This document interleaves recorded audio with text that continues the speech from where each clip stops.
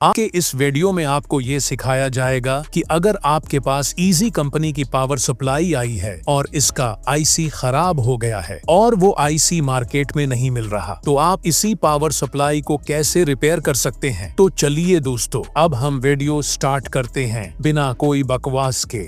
सबसे पहले आपने इस पावर सप्लाई का ब्रिज रेक्टिफायर चेक कर लेना है, साथ ही ये बड़ा कैपेसिटर भी चेक कर लें। अक्सर ये खराब नहीं होता, लेकिन चेक जरूर करें। अगर खराब है तो नया लगाओ। अब चूंकि इस सप्लाई का आईसी खराब है, तो आपने ये आईसी निकाल देना है, साथ में मोसफेट भी निकाल दें। ये जरूर खराब होता है, यानी जो भी चीज खराब है इस आईसी के इर्द गिर्द में, तो सब निकाल दें। अब इस सर्किट को गौर से देख लें और जितने कंपोनेंट्स मैंने निकाले हैं आप भी वही निकाल दें। सिर्फ चंद चीजें हैं तो वो मत निकालो।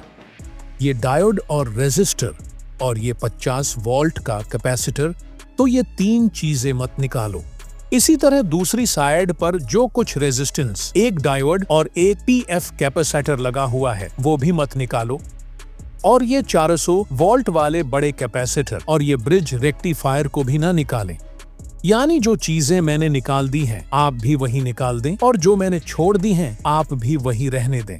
अब मैं आपको तरीका बताता हूँ। ये तरीका इतना आसान है कि अगर आपको इलेक्ट्रॉनिक्स का ज्यादा इल्म भी नहीं है, तब भी आप आसानी से इजी कंपनी की पावर सप्लाई रिपेयर कर सकते हैं। तो चलिए अब दूसरा स्टेप शुरू करते हैं। देखते हैं कि इस काम के लिए हमें कौन सी चीजें दरकार होंगी। एक 150 किलो ओम्स का रेजिस्टर चाहिए, और एक 22 ओम्स का रेजिस्टर चाहिए, और एक 1 किलो ओम्स का रेजिस्टर चाहिए, और एक 10 किलो ओम्स का रेजिस्टर चाहिए, और एक इशारिया 22 ओम्स का रेजिस्टर चाहिए। ये 2 वाट का होना चाहिए, और एक मैजिक चिप चाहिए, और एक मोसफेट चाहिए जो 600 वोल्ट 8 एम्पीयर का होने चाहिए। बस इतनी चीजें काफी हैं। और ये मैजिक चिप आप खुद भी बना सकते हैं। इस पे हमने ऑलरेडी वीडियो बनाया है, लिंक डिस्क्रिप्शन बॉक्स में मौजूद है। तो अब आते हैं वापस अपने टॉपिक पे। इस सप्लाई रिपेयरिंग पर आपका टोटल खर्चा ज्यादा से ज्यादा 70 रुपए आएगा, यानी 70 रुपए में आप ये सप्लाई रिपेयर कर सकते हैं। और एक बात याद रखना, इस मैजिक चिप के जरिए आप किसी भी पावर सप्लाई को रिपेयर कर सकते हैं। खास तौर पर जिन सप्लाईज का आईसी मार्केट में नहीं मिलता, वो सप्लाई आप रिपेयर कर सकते हैं। अब आते हैं स्टेप नंबर 3 की तरफ। अब आप ये सर्किट गौर से देखें। मैंने तमाम पार्ट्स अपनी जगह पर लगा दिए हैं। अब इस वीडियो में आपको तफसील से बताया जाएगा कि कौन सा पार्ट कहाँ लगाया गया है, तो इसलिए वीडियो को ध्यान से देखें और स्किप बिल्कुल न करें, क्योंकि अगर एक भी वायरिंग या कनेक्शन गलत हो गया तो सर्किट काम नहीं करेगा।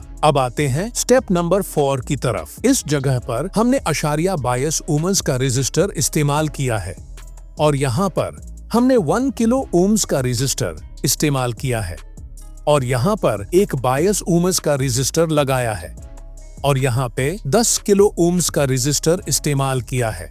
अब यहाँ देखें, इस पॉइंट पर हमने 150 किलो ओम्स का रेजिस्टर लगाया है। इसका एक पिन यहाँ पर टांका किया है, और दूसरा पिन इस 50 वोल्ट कैपेसिटर के प्लस पॉइंट के साथ टांका किया है। इस कनेक्शन को गौर से देख लें ताकि कोई गलती ना हो आपसे। इस जगह पर हमने मोसफेट भी लगा दिया है, और कुछ लोग मोसफेट को ईपीटी भी बोलते हैं। तो दोस्तों, इस वक्त तक तमाम कंपोनेंट्स सर्किट में मुकम्मल हो चुके हैं। अब बारी है सबसे अहम चीज की, यानी मैजिक चिप की। देखते हैं कि इस मैजिक चिप को सर्किट में कहां और कैसे लगाया जाता है। अब आते हैं स्टेप नंबर 5 की तरफ। ये सबसे अहम स्टेप है, क्योंकि अब हम मैजिक चिप को सर्किट में लगाते हैं। सबसे पहले देखें, यहाँ पर हमने मैजिक चिप का ग्राउंड तार टांका किया है। ये जगह 400 वोल्ट कैपेसिटर का माइनस जगह है। इसके बाद इस जगह पर हमने मैजिक चिप का 12 वोल्ट करंट वाला तार इस जगह पर टांका किया है, यानी यहाँ से मैजिक चिप को 12 वोल्ट मिलता है। इसके बाद इस जगह पर हमने मैजिक चिप का सिग्नल वाला तार इस जगह पर टांका किया है, और इसके बाद जो कि PC870 के इनपुट साइड पर ये तार टांका कर दे। फिर इसके ये फीडबैक का तार इस जगह पर टांका करे। बस इतनी सी वायरिंग थी, ये मुकम्मल हो गया है। अब आपकी पावर सप्लाई टेस्टिंग के लिए तैयार है। अब हम इस सप्लाई को ऑन करके टेस्ट करेंगे कि क्या ये सही तरीके से काम कर रही है या नहीं। और एक बात बहुत अहम है, ये PC870 आईसी लाजमी तब्दील कर ले, क्योंकि ये अक्सर खराब हो जाती है और चीक मीटर से चीक करने पर भी सही नजर आती है, लेकिन ये खराब होते हैं, तो बेहतर है कि ये आईसी तब्दील कर ले।